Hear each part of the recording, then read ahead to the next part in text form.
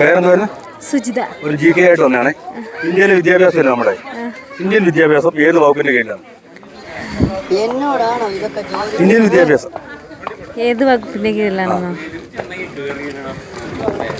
എന്തേലും ഓർമ്മ പറ. ബീവറേജ് കോർപ്പറേഷനോ പറഞ്ഞു.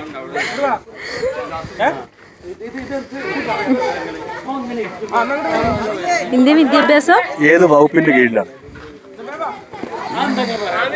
കേന്ദ്ര ഗവൺമെന്റിന്റെ. അതെ, അതൊരു വകുപ്പുണ്ടല്ലോ. ഞാൻ ഗവൺമെന്റ് കീഴിലാണ്. അതിനൊരു വകുപ്പുണ്ട്. ആ ഒരു വകുപ്പ് അറിയില്ല. എന്താണ്? ഒരു ചെറിയൊരു ചോദ്യമായിട്ട് വന്നേ. നമ്മുടെ ഇപ്പോൾ സ്കൂളിൽ പോകുന്നല്ലേ? അപ്പോൾ ഇന്ത്യൻ വിദ്യാഭ്യാസം ഏത് വകുപ്പിന്റെ കീഴിലാണ്? GK ആണേ.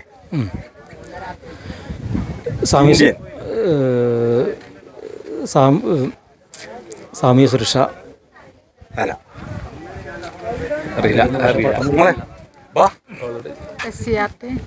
CRT അല്ല, ഇന്ത്യൻ വിദ്യാഭ്യാസം. മാനവശേഷി വികസനം. Right answer. പെട്ടെന്ന് കിട്ടിയില്ല.